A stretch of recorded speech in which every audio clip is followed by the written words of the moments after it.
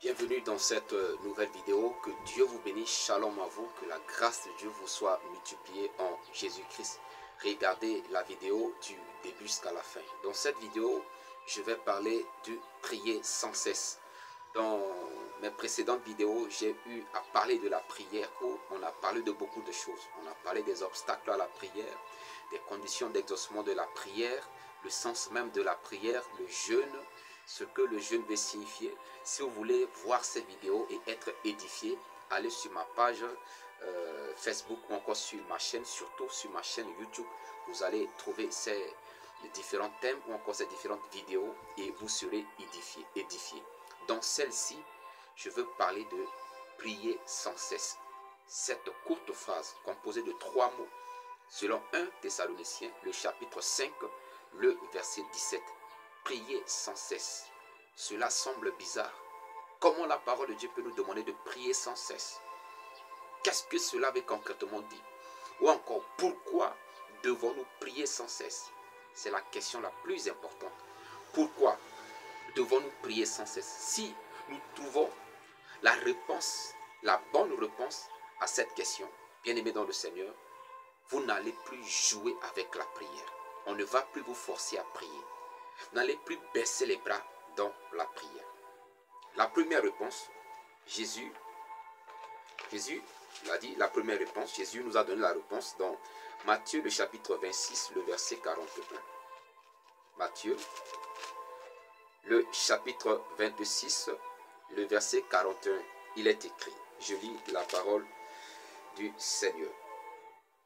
Veillez et priez afin que vous ne tombiez pas dans la tentation. L'esprit est bien disposé, mais la chair est faible. Bien-aimé, la chair est faible. C'est par la chair que nous tombons dans la tentation. La chair peut nous pousser aux excès de table. La chair peut nous pousser dans les drogues, dans l'alcoolisme ou dans le sexe, au point où de commettre l'impudicité, de commettre l'adultère et autres. Mais quand nous prions, bien-aimés dans le Seigneur, nous avons la force par le Saint-Esprit de dominer sur la chair et ses désirs. Rappelez-vous, dans Galates le chapitre 5, la parole de Dieu nous recommande à marcher selon l'Esprit. Pour marcher selon l'Esprit, il faut une vie de prière. Si vous n'avez pas une vie de prière, ça va être difficile pour vous de marcher selon l'Esprit. Et dans la vidéo où j'ai parlé de marcher selon l'Esprit, j'ai parlé de jeûne. Le jeûne, c'est quelque chose qui nous aide à marcher selon l'Esprit. Parce que quand nous jeûnons, nous crucifions la chair. Nous anéantissons la force de la chair et nous nourrissons notre esprit. Ce n'est pas seulement par le jeûne, mais par la méditation de la parole de Dieu, par la prière, nous nourrissons notre esprit. Donc, sans la prière, ça va être difficile. Et jeûner sans prier, c'est juste une grève de faim. Cela ne contribue pas véritablement à nourrir notre esprit. Donc, quand nous avons une vie de prière, quand nous sommes constants dans la présence de Dieu, nous nous renforçons spirituellement. Déjà, le fait d'être constant dans la présence de Dieu nous éloigne du monde, nous éloigne des convoitises du monde et cela nous préserve du péché et de la tentation. Et s'il arrive d'être exposé, vu que nous passons plus de temps dans la présence de Dieu, la présence de Dieu nous donne la capacité, la force de vaincre la tentation et non de tomber dans la tentation. C'est pourquoi le Seigneur a dit, veillez et priez afin que vous ayez la force, afin que nous ne tombions pas dans la tentation. Ça, c'est la première réponse. Nous sommes tentés de gauche à droite, tentés de mentir, tentés de faire de mauvaises choses. La tentation, c'est une incitation au mal. C'est ce qui nous pousse à commettre le mal. Mais par la prière, nous pouvons vaincre le mal. Ça, c'est la première réponse que le Seigneur Jésus nous donne. La deuxième réponse, nous pouvons voir ça avec Moïse dans Exode, le chapitre 17, le verset 8 au verset 13. Je vais trouver ça rapidement et vous faire la lecture. Exode, chapitre 17, verset 8 au verset 13. Il est écrit. Amalek vint combattre Israël à Réphidim. Alors Moïse dit à Josué, choisis-nous des hommes, sors et combat Amalek. Demain, je me tiendrai sur le sommet de la colline, la verge de Dieu dans ma main. Josué fit ce que lui avait dit Moïse pour combattre Amalek. Et Moïse, Aaron et Hur montèrent au sommet de la colline. Lorsque Moïse éleva sa main, Israël était plus fort. Et lorsqu'il baissait sa main, Amalek était plus fort. Les mains de Moïse étaient fatiguées. Ils prirent une pierre qu'ils placèrent sous lui et il s'assit dessus. Aaron et Hur tenaient sa main, l'un d'un côté, l'autre de l'autre. Et ses mains restèrent fermes jusqu'au coucher du soleil. Verset 13 pour en finir. Et Josué vainquit Amalek et son peuple au tranchant de l'épée. Alléluia. Voilà une histoire vraie que la parole de Dieu nous donne ici. Quand les enfants d'Israël sont sortis de l'Égypte, ils ont fait face à un peuple qui s'est levé pour leur barrer la route, pour les empêcher d'aller à la terre promise. Et ce peuple-là était sorti avec des armes pour leur faire la guerre. Moïse va donner des instructions à Josué. Il dit, prends des vaillants hommes avec toi, sortez, allez-y, allez les combattre. Dieu sera avec vous. Vous allez les vaincre. Et la Bible dit, Josué a obéi à la parole de Moïse. Josué a pris des vaillants hommes avec lui. Ils sont sortis pour combattre. Pendant ce temps, Moïse, Aaron et Hur étaient montés sur la colline.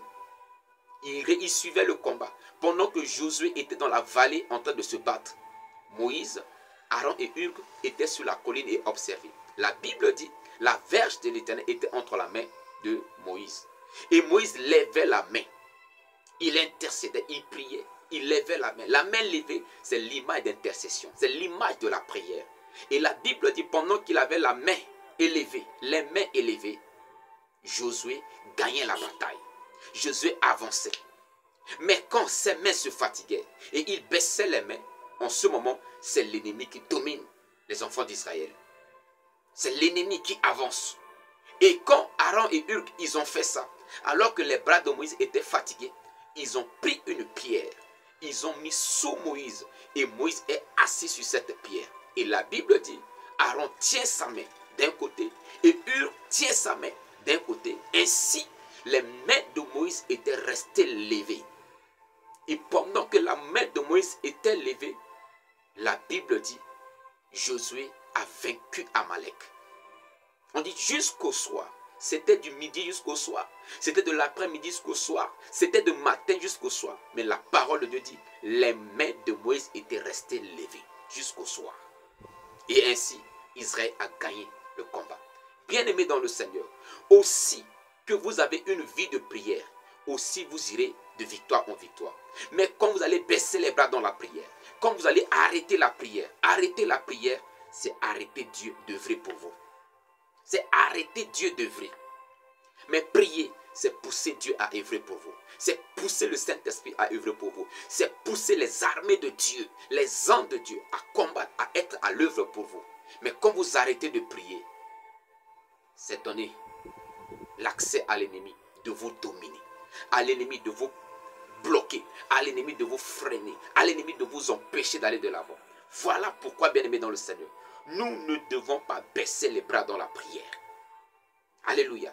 Il nous arrive parfois d'être faibles dans la prière, mais il faut avoir ce que j'appelle les compagnons des prières. Des personnes qui peuvent vous soutenir en prière. Des personnes où quand vous êtes faible, quand vous êtes découragé, mais ils sont là pour vous encourager à vaquer à la prière. Des personnes qui sont là pour vous aider, pour vous soutenir dans la prière. Des personnes avec qui, même quand vous n'avez pas envie de prier, mais quand vous les voyez, avec leur encouragement, vous allez vous mettre à prier. Il faut marcher avec de telles personnes. Mais des personnes qui vont passer votre temps à vous divertir, à vous distraire, ce sont des ennemis de la prière. Faites très attention, bien-aimés dans le Seigneur. La parole de Dieu dit, les mauvaises compagnies corrompent les bonnes mœurs. Ne soyez pas corrompus. Ne laissez pas que votre vie de prière soit corrompue. Le jour où votre vie de prière va être corrompue, le jour où l'ennemi va corrompre votre vie de prière, bien-aimé dans le Seigneur, vous serez bloqué. Vous allez commencer à tourner en rond. Vous allez commencer à tourner en rond. Bien-aimé dans le Seigneur, ce n'est pas pour rien que poussé par l'Esprit, l'apôtre Paul dit quoi? Priez sans cesse. Ce n'est pas pour rien. Ce n'est pas du tout pour rien. Nous devons prier sans cesse. Prier, c'est être en communion avec Dieu. Quand vous arrêtez de prier, vous vous éloignez de Dieu. Vous n'êtes plus proche de Dieu. Vous êtes séparés de Dieu. Quand il n'y a pas de communication entre vous et Dieu, vous êtes éloigné de lui. Vous voyez même dans un couple, quand l'homme et la femme ne se parlent pas, mais ne se parlent plus, vous allez voir qu'il y a une distance. Quoi qu'ils soient peut-être dans la même maison, mais il y a une distance qui est là. Et l'ennemi va exploiter cette distance. L'ennemi va exploiter cette distance. Quand entre les parents et les enfants, il n'y a pas la communication. Vous allez voir qu'il n'y a pas l'harmonie. Alléluia. Il n'y a pas l'harmonie. Il n'y a pas l'harmonie. Donc, nous devons avoir une vie de prière constante. Prier sans cesse. À chaque fois que le besoin se présente, nous devons prier. Nous ne devons pas avoir une heure fixe pour la prière. Oui, c'est bon d'avoir une heure fixe. Mais bien aimé dans le Seigneur, cela va vous limiter en beaucoup de choses. Si vous priez chaque matin, c'est seulement chaque matin vous priez. Et quand le Saint-Esprit va vous interpeller, va vous pousser à prier dans l'après-midi, parce que l'ennemi veut faire quelque chose. Mais le Saint-Esprit veut vous utiliser à contrecarrer le plan de l'ennemi. Vous allez dire que non, je vais attendre demain. Mais en ce temps, l'ennemi va gagner du terrain. Voilà pourquoi moi personnellement, je n'ai pas une heure fixe pour la prière. À chaque fois que le besoin se présente, je me lève dans la prière. Quand il faut se lever la nuit, le matin, le jour, le soir. Bien-aimé dans le Seigneur, Dieu est très sage et très intelligent. Dieu voit les choses de loin. Voilà pourquoi il a inspiré l'apôtre Paul en disant de prier sans cesse. Il y a des gens qui disent que non, quand on prie la nuit, c'est plus efficace. Bien-aimé, je ne dis pas non, mais il n'y a pas une heure fixe pour la prière. Priez sans cesse. Dans le bureau, priez. Dans le marché, priez. Dans le véhicule, priez. La parole de Dieu dit quoi? Priez en tout temps, en tout lieu. À chaque fois que le besoin se présente, à chaque fois que vous ressentez dans votre cœur, dans votre esprit, qu'il faut prier, arrêtez tout. Priez le Seigneur. Même si c'est 1 minute, cela peut décanter beaucoup de choses. Cela peut pousser Dieu à agir. Cela peut arrêter les œuvres des ténèbres. Bien-aimés dans le Seigneur, priez sans cesse. Ne jouez pas la prière. Ne laissez pas l'ennemi tuer votre vie de prière. Voilà pourquoi ces derniers temps, il y a un esprit qui est relâché par le monde des ténèbres et appelé l'esprit de lourdeur. Vous allez remarquer que ces derniers temps, il y a une lourdeur. Beaucoup des hommes de Dieu en parlent. Beaucoup des enfants de Dieu en parlent. Beaucoup des enfants de Dieu se plaignent même du fait qu'ils n'arrivent plus à prier. Pourquoi? Parce que le monde des ténèbres a relâché un esprit de lourdeur. Mais nous ne devons pas laisser cet esprit nous vaincre. La Bible dit en toutes choses, nous sommes plus que vainqueurs. Et je proclame cette victoire dans votre vie. Que la victoire soit votre partage. La victoire sur le sommeil spirituel, sur la mort spirituelle, sur la lourdeur, dans le nom de Jésus-Christ. Levez-vous, vaguez à la prière. Que Dieu vous bénisse. Partagez la vidéo et abonnez-vous à ma chaîne. Si vous avez des commentaires, n'hésitez pas à l'écrire. Shalom à vous.